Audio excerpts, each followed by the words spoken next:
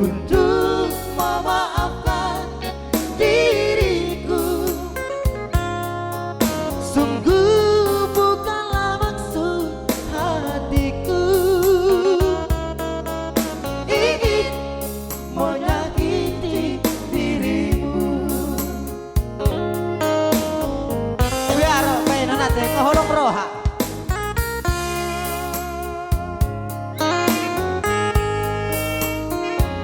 Terlanjur sayang kepadamu.